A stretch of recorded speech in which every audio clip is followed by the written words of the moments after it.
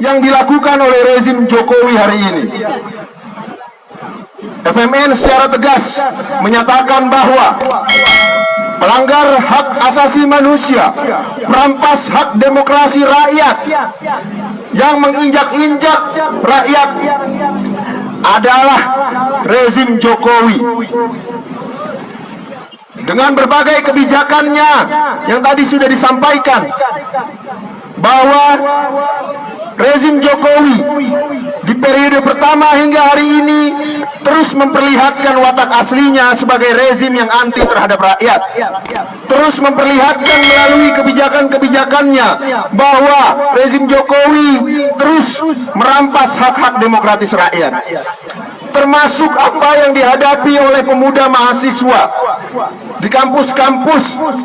Kita tahu bahwa kampus harusnya menjadi tempat untuk memproduksi ilmu pengetahuan dan teknologi demi kemajuan rakyat Indonesia, untuk memproduksi seluruh pengetahuan, untuk membebaskan rakyat Indonesia dari belenggu penindasan. Namun hari ini, di bawah kaki rezim Joko Widodo, kampus justru dijadikan sebagai pabrik untuk memproduksi ilmu pengetahuan yang memanipulasi dan menipu rakyat Indonesia. Kampus melalui profesor-profesornya, lembaga-lembaga penelitiannya, dan seluruh instrumennya dijadikan alat untuk melegitimasi secara akademik segala bentuk penindasan yang dilakukan oleh rezim Jokowi. Ketika rezim Jokowi ingin merampas tanah rakyat di desa-desa, kampus yang dijadikan alat untuk menerbitkan hasil studi dan hasil kajian akademiknya untuk melegitimasi perampasan tersebut. Ketika rezim Jokowi ingin merampas upah buruh di Indonesia, kampus juga dijadikan alat untuk memproduksi dan melegitimasi hal tersebut.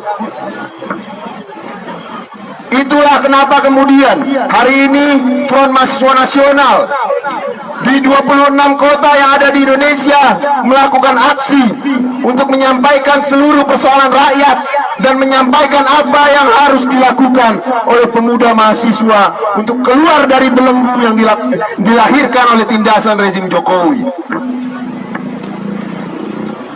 Jokowi di berbagai forum, di berbagai tempat terus memberi ceramah, terus memberi pidato tentang kebersamaan, tentang keberagaman, tentang kesejahteraan rakyat, tentang pentingnya menjaga dan menjunjung tinggi Pancasila.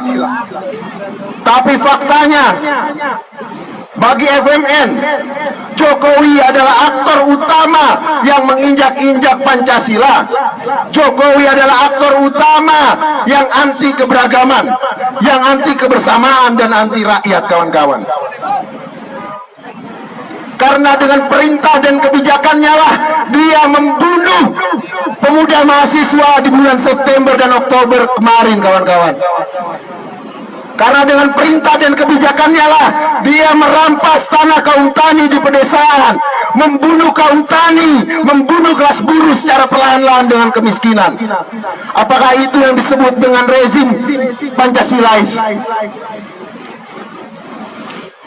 Oleh karena itu, pada kesempatan kali ini FMN juga ingin menyampaikan bahwa sudah waktunya seluruh rakyat dan pemuda mahasiswa menyatakan dengan tegas bahwa rezim Jokowi adalah musuh utama bagi rakyat Indonesia, bahwa rezim Jokowi adalah musuh utama bagi seluruh pemuda mahasiswa.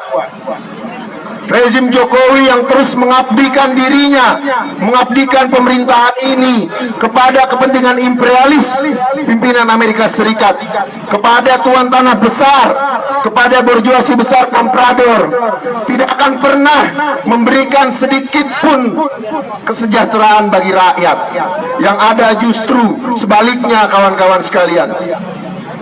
Biaya pendidikan dan di seluruh Indonesia, di seluruh kampus-kampus yang ada di Indonesia, setiap tahun mengalami kenaikan yang signifikan. Hal ini adalah bentuk nyata dari rezim Jokowi yang tidak menginginkan rakyatnya untuk hidup cerdas, yang tidak menginginkan pemuda mahasiswanya memiliki pengetahuan yang tinggi. Di sisi yang lain, perekonomian rakyat terus ditekan, terus diperas, dan terus dirampas oleh rezim Jokowi melalui berbagai skemanya.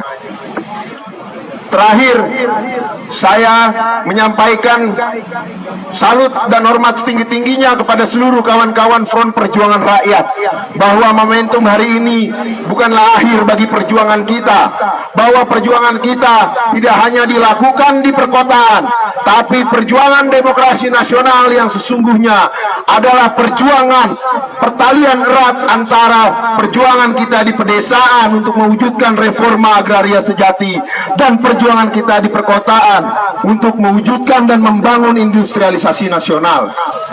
Oleh karena itu, hanya ada satu jalan dan satu cara bagi rakyat Indonesia untuk keluar dari belenggu sistem terbelakang setengah jajahan, setengah feodal saat ini, yaitu melancarkan perjuangan yang keras, perjuangan yang besar, dan memobilisasi seluruh rakyat untuk membangun negerinya, untuk membangun ekonominya, dan berdaulat secara politik, tanpa bergantung pada investasi dan utang luar negeri, tanpa bergantung pada berjuasi besar komprador dan tuan tanah.